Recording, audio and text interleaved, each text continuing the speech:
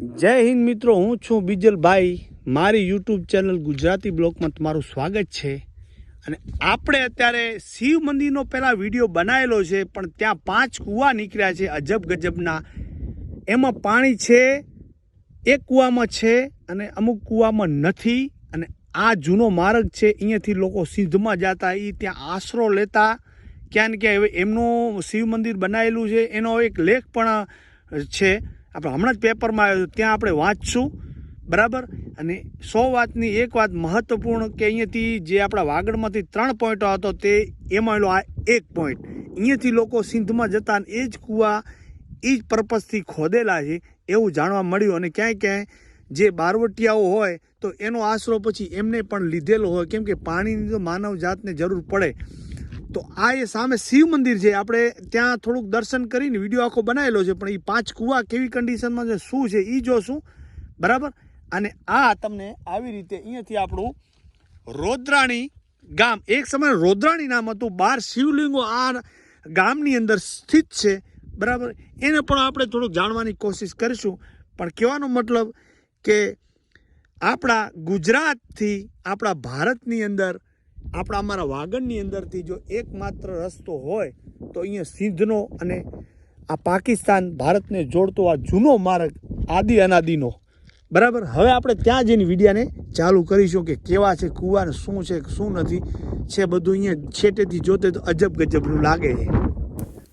હર હર મહાદેવ, ઘર ઘર મહાદેવ. મિત્રો, હવે આવી ગયા છીએ આપણે જૂના પુરાણા આપણા શિવ મંદિરની બિલકુલ બાજુમાં.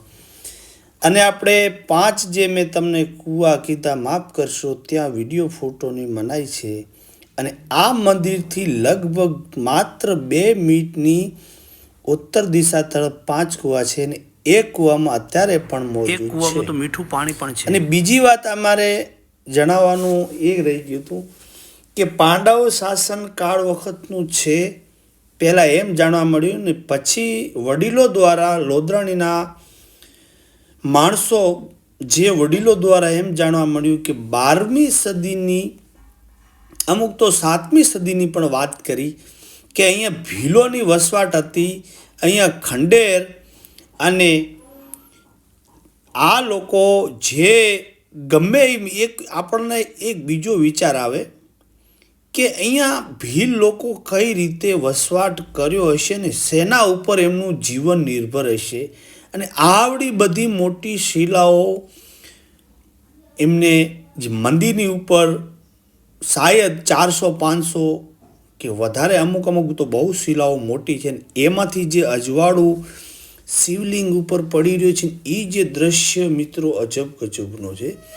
આવી રીતે દેખો છો તમે કે અંદર પ્રકાશ. અને એક બિંદુ તો એવું છે કે મધ્યમાં સૂરજ આવે ત્યારે બિલકુલ શિવલિંગની બાજુમાં ટપકવું પડે, આપણે એમ થાય કે હીરો ચમકી રહ્યો હોય.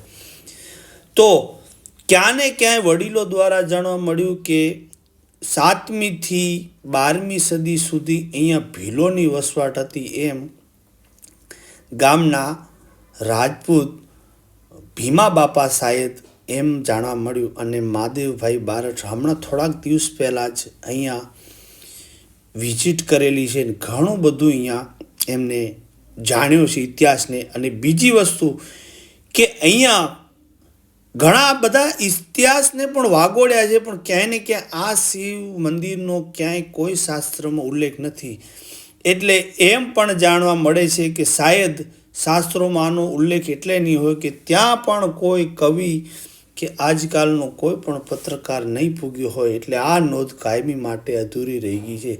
અને ઉત્તર દિશાનો ભાગ બિલકુલ ખંડિત થઈ ગયો છે. અને જે લોકો સિંધમાં જતા તે અહીંયા પોતાનો આરામ કરી, ભગવાનને સેવા પૂજા કરી, જાન વટાય કે પછી વગડાના માલધારી અત્યારે અગરબત્તી કરે છે, એ ટાઈમે બાજુમાં ખંડેર હશે, ભીલોની વસવાટ હશે, સેના ઉપર નિર્ભર હશે. ખરેખર ત્યાંથી કોઈ ગામના ખંડેર નજીક જોવા મળતા નથી. તો અને સામે ડુંગર પાકિસ્તાનનો નરી આંખે જોવા મળે છે, એ ડુંગરનું નામ છે થરપારકરમાં. દૂરબીન લઈને જાઓ તો વિશેષ એ કારુજર ડુંગર અહીંયાથી થર પાર્કરનો નરી આંખે દેખાય છે.